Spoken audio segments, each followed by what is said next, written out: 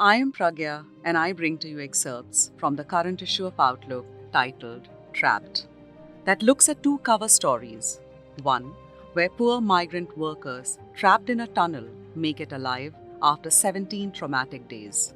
The other, for the Palestinians trapped in Gaza, the ceasefire may be short lived before the next round of attacks by Israel. The other cover has illustration of the olive tree, a symbol of Palestinian culture and resilience. The Palestinian poet in exile, Mahmoud Darwish, has always used olive tree in his poetry. Lines from his poem, The Second Olive Tree, reads, "The portrait for the olive tree is neither green nor silver. The olive tree is the color of peace, if peace needed a color." Over 1 million olive trees have been uprooted by the settlers in occupied Palestine since 1967 to build new settlements, according to Haaretz newspaper and other agencies.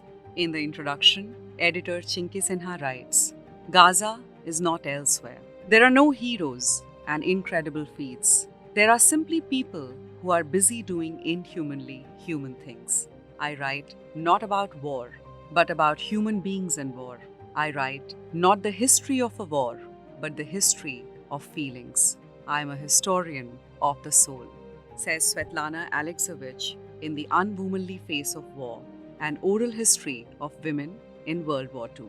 I don't know her name, but night after night, I have scrolled through the devastation in Gaza on my phone, and she haunts me still, a girl with Down syndrome, biting her nails, sitting amidst Gaza's ruins, looking around her with a gaze that breaks the claim of alphabets to form a meaning, a metaphor. In her eyes, loneliness, despair, and helplessness are mixed with a strange fear. There was a lot more. I can't string together a sentence to describe it. The text on that video said she had lost her parents in the Israeli airstrikes. A single image can alter your world. A single image can plunge you into despair. A single image can also make you more humane. Over the last 53 days, we have seen a lot of polarization. We have witnessed misinformation galore, a lot of aggression, a lot of justification, a lot of explanation, and a lot of color. To me, as a reporter and as an editor, Gaza is a black event. There are no sides to pick here. I won't pick loneliness, and war gives you that, an extreme loneliness. As a reporter and an editor, I don't anymore place my belief in time being just.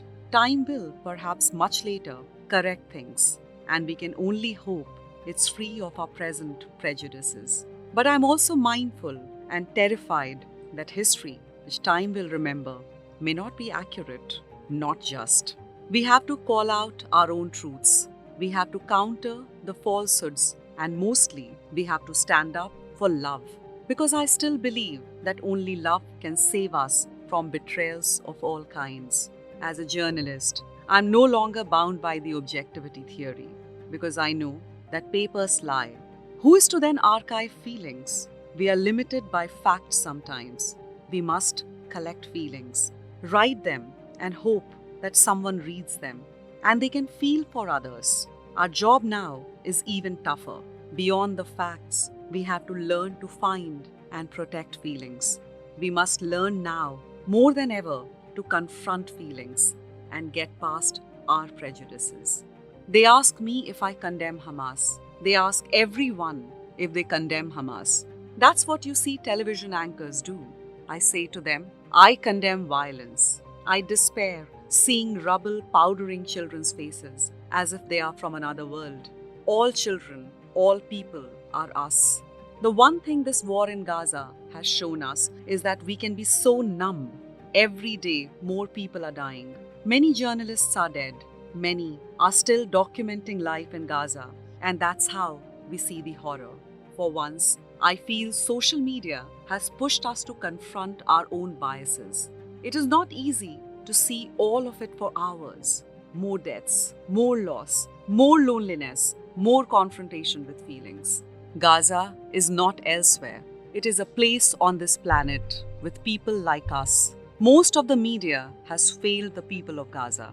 They ask me if the readers will care to to read stories about Gaza because all newsrooms cater to specific audiences, that we are here and they are there, and that we are Indians and they are the others. I say, I am not a product of my time or my profession. My allegiance is to storytelling. That allegiance is built on feelings. For a child who has lost parents, it is a loss of everything and of memory itself.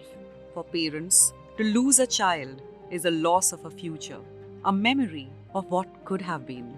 When I say language is not equipped to catch up with us, who invent new horrors, I say it because I can't describe the girl's eyes. I can't describe the image of a woman holding her dead child in Gaza.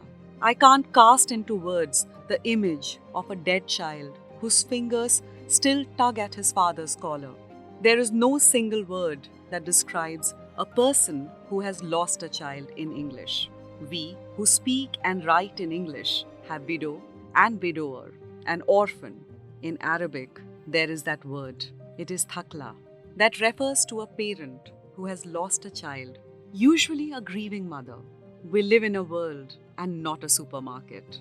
And to live is to be responsible for what we say, write, and feel. Outlook feels. That's our journalism. To keep feeling and keep putting stories of people out there to tell them we are here. And maybe it can make them feel a little less lonely. I hope the girl with Down syndrome is alive. I hope the skies over Gaza are no longer lit by bombs. I don't know what they mean when they say the right side of history. But what I do know is that we are on the side of the people in Gaza and innocent children who are ending up as numbers and facts and not as humans. Gaza is not separate people. There are no winners in this. There is only more loss and loneliness, more despair, and everything else that girl's eyes contained that make words crumble. For this and more, read the current issue of Outlook.